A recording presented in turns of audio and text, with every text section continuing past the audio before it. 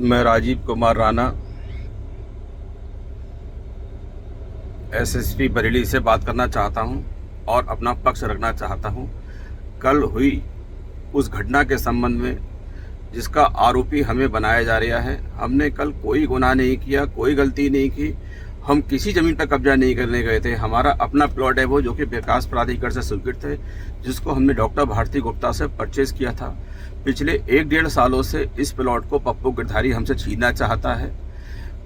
ताकत के दम पे, अपने गुंडों के दम पे, अपने आदमियों के दम पे, कभी अपने बेटे को लगाता है, कभी उसमें पत्थर रखवा देता है, कभी आदित्य उपाध्याय, कभी अनुज मिश्रा, कभी किसी को।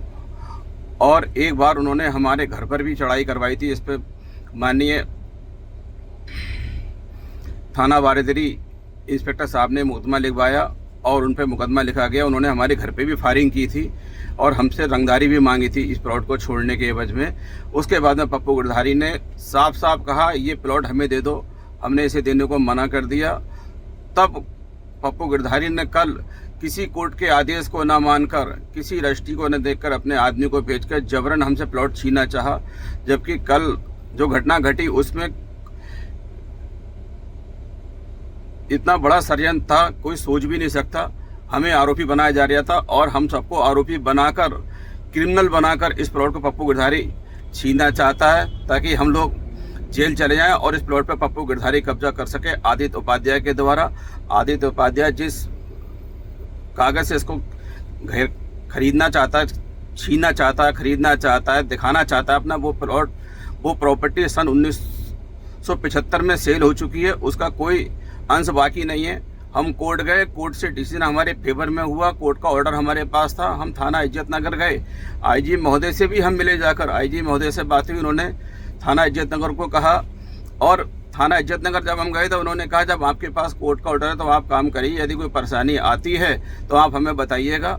इंस्पेक्टर इज्जतनगर निर्दोष है, उन्होंने कोई गलत काम नहीं किया। उन्होंने कहा, अगर आपके पास कोर्ट का ऑर्डर है तो आप कोर्ट के ऑर्डर में काम करिए, कोई परेशानी आती, कोई आता है तो आप थाने आइए लौट कर, उसको भी थाने लाइए बुलाकर। हमने कहा ठीक है।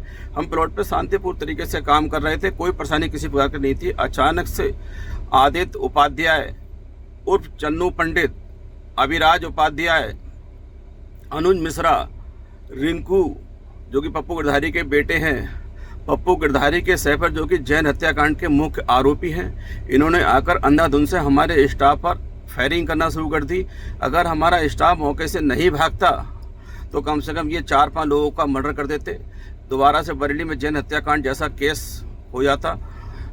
और इन्हें कोई दर्द नहीं है, कभी कोई किसी को भी मार दीजिए, इन्हें कोई परवाह नहीं है। ये जानते हैं किस तरह से बचा जाता है, निकलना जानते हैं। ये पप्पू गिरधारी का रिकॉर्ड पूरा शहर जानता है बरेली में। पप्पू गिरधारी के पास इस समय बहुत सारे लोग बाहर के हैं जो कि यही काम करते हैं। पप्पू गिरधारी शुरू से, अब से नहीं, पूरा जिला जानता है पप्पू गिरधारी के लिए, पप्पू गिरधारी किस तरह के आदमी हैं। उन्होंने कभी किसी को नहीं बख्शा। जिस संपत्ति पर हाथ रखा उसको छीन कर माने, चाहे उन्होंने किसी भी एंगल से छीना हो उसको, वो छीने। इस प्लॉट को छीनने में पिछले 1 साल से वो कामयाब नहीं हो पा रहे हैं। बराबर उनकी कोशिश इस प्लॉट को छीनने की। जब हम न्यायालय चले गए, कोई बस नहीं चला, तब उन्होंने इस घटना को अंजाम देना चाहा। उन्होंने कहा, इनको सीधा मरवा देते हैं, तब हम प्लॉट को छीन लेंगे। लेकिन भगवान का लाख लाख शुक्र है, हम सब लोगों ने भागकर अपनी जान बचा ली। अंधाधुंध फायरिंग के बाद भी आपने महोदय वीडियो देखा होगा कि दोनों तरफ से रोड जाम हो गया, किस तरह से फायरिंग हो रही है और जान बचाना भारी पड़ गई। और फायरिंग से भी जब उनका पेट नहीं भरा, जहां हम लोग भाग रहे थे, हमारे साथी भाग रहे थे, कर्मचारी भाग रहे थे, उनके ऊपर उन्होंने कार चढ़ाकर उनको उड़ाने की कोशिश की, जिसमें लोगों के पैर टूट गए।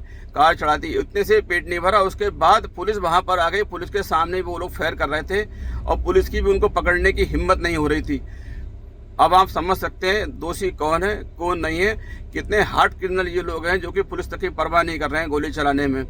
और हमारी तरफ से कोई फायरिंग कुछ नहीं। एक लड़का उसमें से राहगीर था कोई, जिसने, हम नहीं जानते कौन, जिसका नाम रोहित बताया जा रहा है, तमंचे से फायर इसका दिखा रहे हैं, सिंगल आदमी वो उसका दिखा रहे हैं तब फायर करता हुआ उसके लिए, और उसको हमारे केस में जोड़ा गया हमारे साथ में। पैर आप इसकी सत्यता से जांच करा लीजिए, हम लोगों की लोकेशन निकाल लीजिए, हम कहाँ क्या है, क्या करते हैं क्या नहीं, और हमारे बारे में पूरी छानबीन कर लीजिए। हम कोई ऐसा काम नहीं करते जिससे हमारे समाज की, हमारी पार्टी की बदनामी हो। माननीय योगी जी के राज में हमें पूरी उम्मीद है हमारे साथ न्याय होगा, अन्याय नहीं होगा। और जो भी लोग गलत काम कर रहे हैं उनको दंडित करिए। पहले चाहे अगर हम दोषी पाए जाएं तो आप हमें भी दंडित कर सकते हैं। हमें मिलने के बाद में चाहे तो आप हमारी बात सुनकर हमें जेल, अगर हम गलत हैं तो हमें आप जेल भेज सकते हैं। हम पीछे नहीं है किसी मामले से भी। अगर हम गलत है तो हम अपनी गलती अगर हमने की है तो हमें सज़ा दीजिए उसकी। अगर हमने नहीं की तो साहब हमें सज़ा नहीं दी जाए। हमने सुना है कि बरेली SSP साहब जो हैं बहुत निष्पक्ष व्यक्ति हैं और बहुत तेज़ तर्रार ऑफिसर हैं। वो कभी किसी राजनीतिक का दबाव नहीं मानते हैं। यदि वो दबाव नहीं मानते हैं तो इसमें निष्पक्ष जांच कराई जाए और जो निष्पक्ष वही किया जाए। मैं माननीय योगी जी के पास भी जाऊंगा इस मैटर को लेकर। अगर मेरी बात यहाँ नहीं सुनी जाती तो मैं माननीय योगी जी के पास जाऊंगा, उनको बताऊंगा पूरी घटना के बारे में। मेरे पास वो सारे वीडियो हैं जो कल घटना घटी है, वो सारी चीज़ें और वो सारे डॉक्यूमेंट हैं, वो कोर्ट के ऑर्डर हैं, वो रजिस्ट्रियाँ हैं जो उन्होंने जाली तैयार की हैं। और मेरे पास अपनी रजिस्ट्री जो कि विकास प्राधिकरण से VDO स्वीकृत प्लॉट है मेरा, जो माननीय डॉक्टर भारती गुप्ता जी से मैंने परिचय किया हुआ है। आप डॉक्टर भारती गुप्ता जी को बुलाकर उनसे पूछ सकते हैं उनका प्लॉट डिस्प्यूट था, किसका कब्जा था, किसका नहीं था, बता देंगे सब आपके लिए। हमने प्लॉट देखकर 30 साल 50 साल तक का रिकॉर्ड देखकर हमने पेपर देख कर प्लॉट खरीदा है। कोई धोखेबाजी, कोई जल्दबाजी नहीं, कोई ज़मीन नहीं घेरी है हमने। अगर हम गलत हैं हम आपको लिख कर देते हैं, एफिडेविट के साथ प्लॉट वहीं छोड़ देंगे। हम प्लॉट नहीं लेंगे, हमें नहीं चाहिए प्लॉट। इस तरह का अगर कहीं लगता है तो आपसे निवेदन है, आप इसकी गहनता से, सत्यता से जांच करिए। जो दोषियों के खिलाफ सख्त से सख्त कार्रवाई करिए। धन्यवाद महोदय।